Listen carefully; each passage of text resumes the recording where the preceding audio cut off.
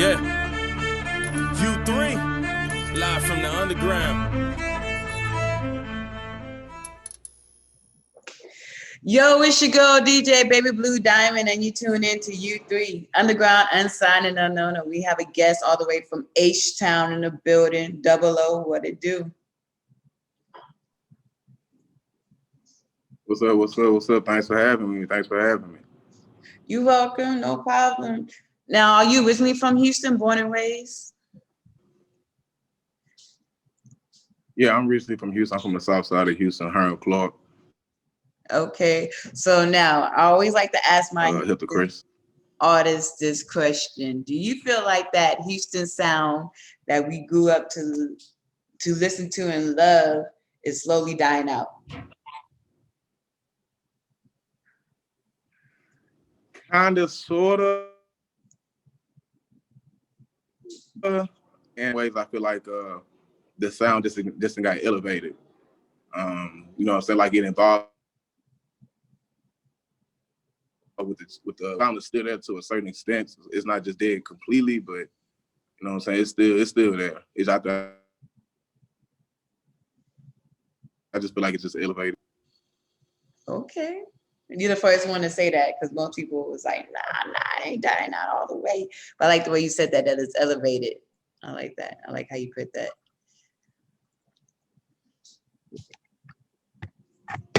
Ooh, dang, sorry about that. Well, let's talk about the music you have out right now. I know you have a song called Where I'm From. Tell us the inspiration behind it. How'd you come up with the title? Well, where I'm from is well, like showcase like the south side of Houston. You know, like it's not a lot of south side really. To a certain extent, it's like most of the artists out here right now, like pretty much north side, and I can't even lie. And so I just wanted to like just display like, hey, yo, south side, we still holding, we still here. You know, still out here on the south side too. You feel like the south side don't get as much love as other parts of Houston? We used to, but then I feel like when Screw kind of died, and kind of like a decline, and the north side kind of like just took over and like switched the house. They just, you know, switch the house before you think of issue C. And that's just being honest, you know what I'm saying? They're just being real about the situation.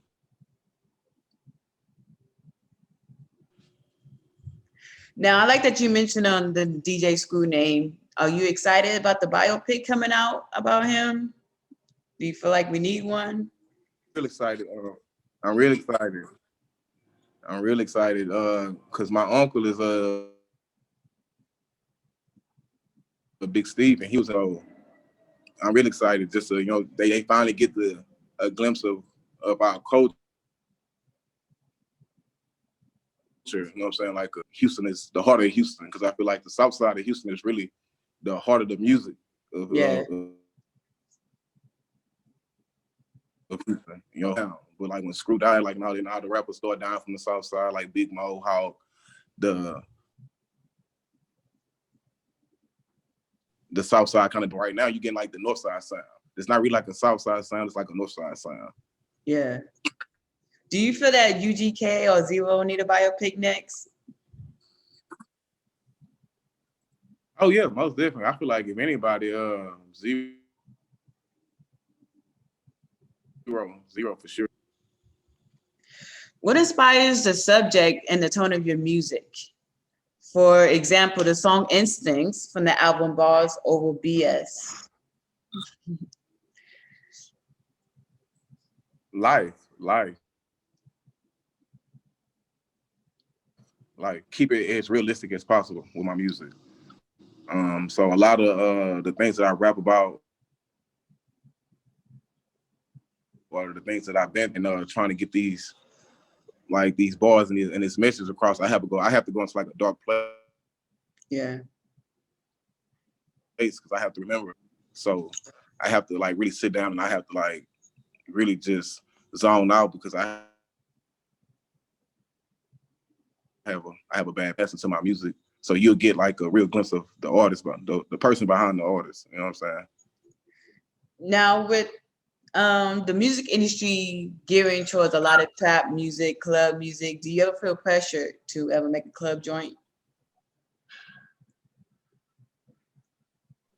I feel no pressure because I'm gonna stay true to myself. I made a promise I was gonna do this music before they died. They told me to always keep real to myself, stay true to who I am, to the club. So I'm not gonna make music for the club because I don't go to the club like that. I really hate going on. I don't like that happening in this world for me. I don't like clubbing, so I don't like making that music. So I always like make music that I like. So like I make music to where you can relate to it. Like you can take something out of my songs and you can apply this. You're gonna find a bar, you're gonna find a lyric, you're gonna find a word that you can apply to your everyday life and you can take it with you. That's good. I like that you're gonna say to yourself because we have enough club joints. We don't need any more club songs. I'm tired of it. That's just me personally. I like a club joint here and there, but sometimes it get oversaturated. So I like that. We need those bars, the 2 bars. How has this COVID been treating you? Yeah. Man, it slowed down the process. A whole lot of trips this year. Like this is supposed to be my traveling year. Yeah. So that slowed everything down. It slowed a lot down for me. But I'm picking, and beginning next year, I'm gonna be just hitting around, running and traveling. Do you feel like COVID changed the way people market music, or you think it stayed the same? I think it kind of again, like I think it started pushing streams more. People started pushing streams a lot more. So I think going to like now where artists have to go out and go to the streets and promote. Yeah. It's straight internet, everything being on the internet. I like facial interactions with my fans. I like when I dropped my first I had about 3,000 copies out the trunk. I'm selling them. I'm meeting my fans. I'm shaking hands. I don't like the streaming. So you still feel like that the street hustle still beats out stream doing online? Yeah, most definitely, because the word of the mouth is gonna always overpower. The streets are always gonna overpower the internet. If you out there in the streets and they see your face, eventually the internet. If you go to the club and you meet with all these DJs and you get your song high in the clubs or whatnot, eventually the radio is bingo. You know what I'm saying? So I feel like it's like that too as well enough. Now going back to what you said earlier, how you told yourself you're gonna stay true to yourself and do the music that you love to do and you love to make. Was there ever a time you doubted yourself where you felt like, you know what, I don't know, can I keep going? Is my music gonna catch on?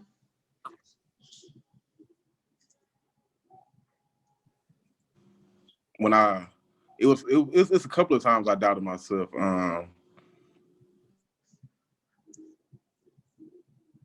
When I actually did was on a song with him, I doubted myself. I was like, man, am I really able to keep up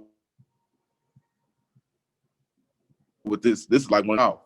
And I'm actually on the song with this man. Am I able to keep up with him, or is he gonna just like I don't want to hear no more music from him, stuff like that? So yeah, I doubted myself a lot with that one, but that doubt is what made me vicious on the mic. I was like, okay, I can't have this. I can't have these jitteries. Let me go ahead and knock this out the park. What motivated you to keep going instead of giving up? What made you just push through? Well, my grandmother, man, that's a big motivation for me. Because she never, and I always wanted her to see me do something and make her proud. Whether like, so when she died, the love of basketball died. So I didn't want to play basketball no more. So I was like, man, I always been a writer, like, so, and she loved my poetry. She loved my poetry. So I was like, man, let me do music, do it. So every day when I write something or when I try to do something with music, I try to incorporate her into it. She never seen me do this. Let's talk about a little bit of your writing process. Do you love to mostly write more, or do you like to listen to a beat and then write to it?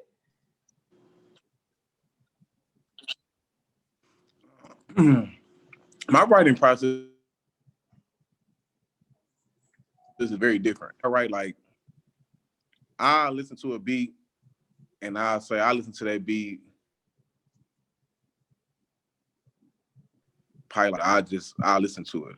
I gather up all the type of ideas in my head for that beat. Things like that. So I study the beat before I even think about putting a line to it. This where it changes it, where I can switch up the cadences. So I study the beat for probably like a week.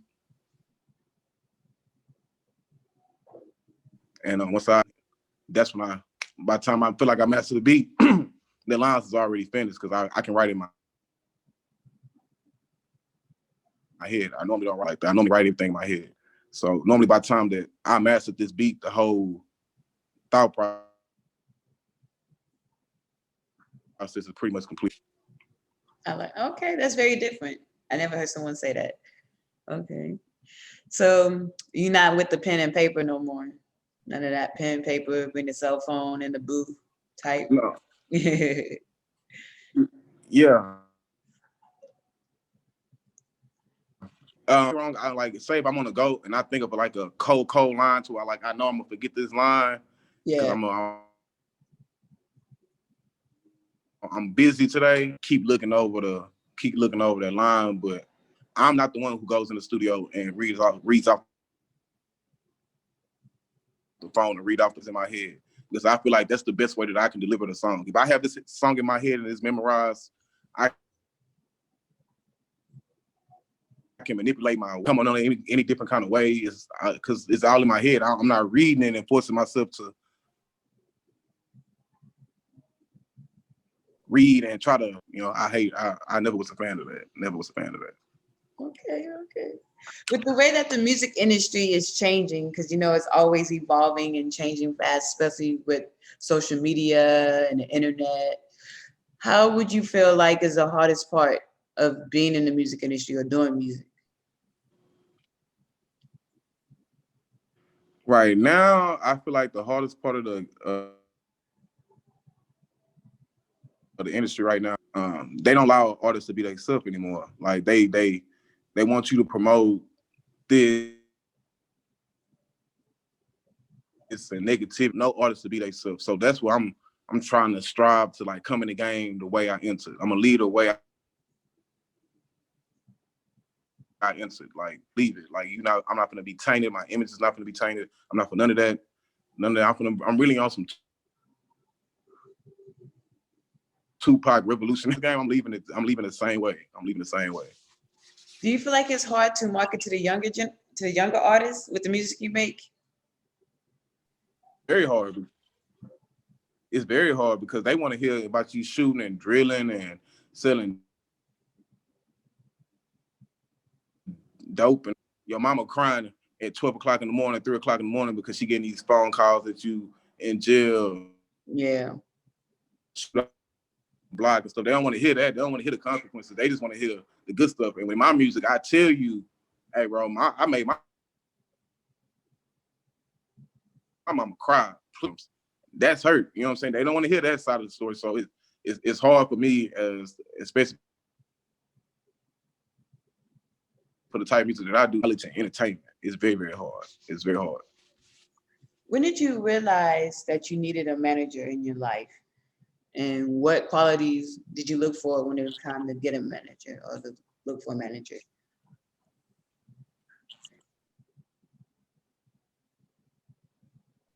I knew when I pretty much said I'm gonna do this for real, because a manager is gonna help you pretty much focus on your artist, just being an artist. If you have a manager, it's gonna take all the booking the shows, the focus is the music. So I knew as soon as I came in the game, like, hey, bro, I need to get a manager so she can do or he or she can do whatever. That was my main thing. I want to focus on music. I know the business already, so I'm not worried about if a manager screwed me over or not, because I know the business to just focus on music. I just needed that. What qualities did you look for when it came time to get a manager?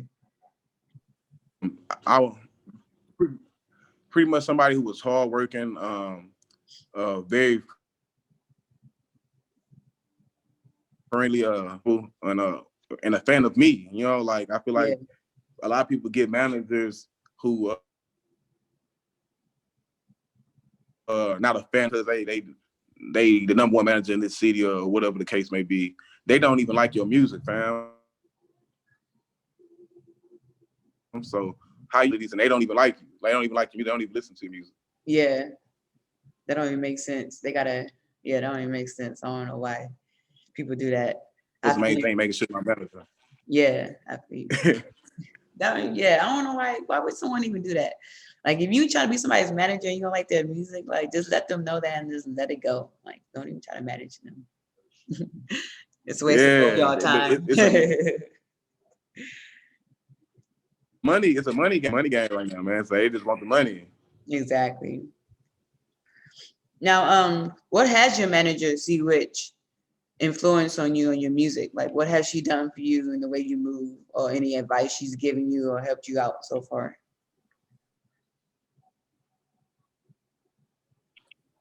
And let me tell you, it's funny because I was trying to get C Rich to manage me for about like 3 years, 4 years. Oh, so she was like, nah, quick to say yes. You have to work for it. I had to work for it all the time, and she was like not having it. She was not having it. And when she finally said, yeah, what word? I got like word, because I always followed her and I was always a big fan of her work. And I knew if she could help me get into like some doors that I couldn't get into.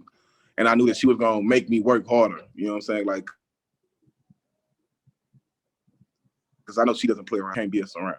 So when she told me yes, I was like, yes, but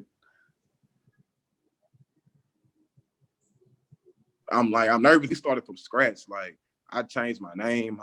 We started a whole new Instagram. We started from like ground zero. And we started down 2 years ago. This is all me and C Rich. Like, and that's crazy because she really was like, nah, I'm not gonna do it. I noticed that I like that you mentioned that you changed your name, because a lot of artists, sometimes they just change their name just to change their name without like a point to it. But I like that you said your manager helped you with your rebranding. How important is branding to artists? Because some, young artists don't know anything about branding or how important that is, and a name and all that. It's very, very, very, very important. It's very branding and marketing, because if you're not marketable and nobody can brand you, you're not gonna make any money. Like it's point blank. Period. Like me staying true to myself, like Dubble0 is the first name that I ever started rapping with. So I was like, you know what? Since I'm gonna start back, and I feel like this is the first night that I started with, so I'm gonna go back to the roots, and we're gonna get it moving.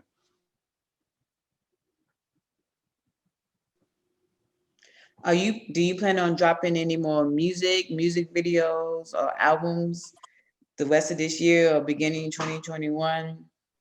I'm dropping another CD. It's called Still Stat. If not the end of this year, it's gonna be the top of 21, like January sometime. I'm gonna be dropping us in a mix of between now and to the CD drop. But the next project is called Still Stat. And this is the kid people.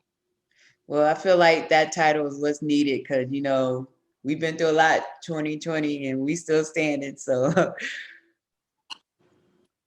I feel like that. Yeah. Now I have kind of like a fun question for you. Since you are from H-Town, you live in H-Town, and I know the wave nowadays is the chopping studio albums, EPs, mixtapes.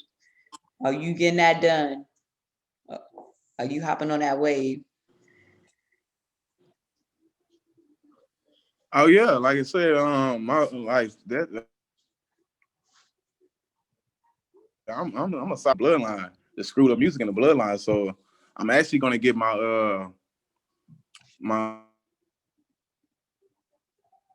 one of my closest. His name is DJ Dexter, and me and him, we actually started doing music together as well, and he actually became a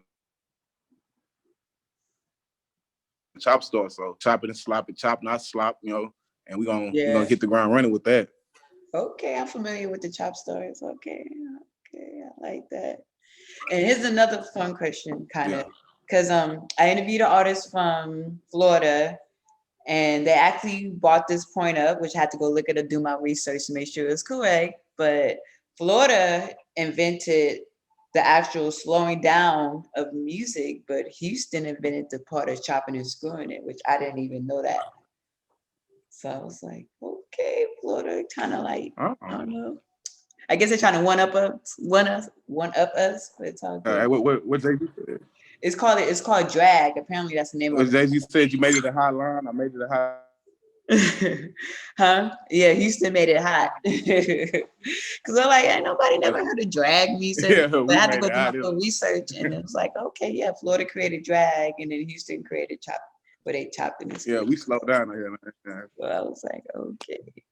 Well, thank you, Dubble0, for being on U3. It's a pleasure to have dope artists, especially from Houston, Texas. I'm from Texas too, so we got to represent. I love that. Before we let you go, let people know where they can check you and your music out. Give us all your social media links.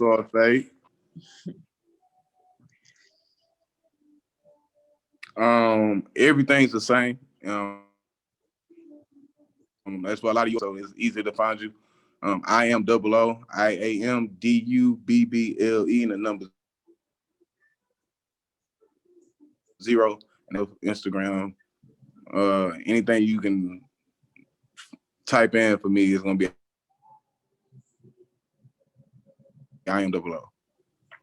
You heard it straight from his mouth. Make sure you go ahead and look him up. I am Dubble0, IANDUBBLE, and the number 0. You definitely don't want to miss it out. He has some dope music. Also, if you want to do any bookings, you need a verse from him, anything like that, make sure you hit up his manager, C Rich. She definitely will make sure she will get that booked up and ready to go. Man, I can't wait till people hear your new project. I am still standing. That's going to be really dope. And like I said, we need it because of this, what we've been going on with 2020. We need that. And at the end of this interview, we're going to have one of his songs playing. Oh, it's going to touch our souls, man. Huh? I said it's going to touch our souls. Well, I hope so, because, I like that real music. Man. Like, I got club music here and there, don't get me wrong, but I like bars more than just club music. So that's what I like to listen to. And we're going to have one of his songs playing at the end of this interview, so you can check out part of his music, see if you like it or not, because I know you really don't gonna like it. And it's your girl DJ Baby Blue Diamond, and we are signing out.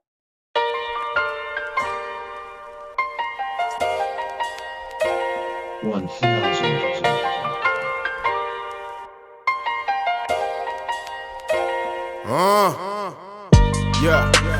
believe what that pain do. When your close friend spirit in the wind, it change you. Looking inside my uncle's casket like this ain't you. Depression and stressing, my mind is something I can't lose. And these bills due, and they ain't gon' pay themselves. Mama told me don't let a man make it, better go make yourself. You can't straddle this fence, cuz if you ain't right, you getting left. My pastor putting poison in his veins, I couldn't ask him for no help. They done set up TJ, and they still ain't find his killer. And 12 don't give a it's just one lesson. Drinking to kill my thinking, cuz I ain't got the best liver. What was your goal with Tim took Tanisha? You can say your best scripture, cause I swear to the devil, it's bad where I'm from. Big mama just turned 31, sad where I'm from. Trayvon and Sandra Bland, we gon' take a stand where I'm from. Remember what you done when it's all said and done. With a smile on my face, but inside there's a pain that you just don't know.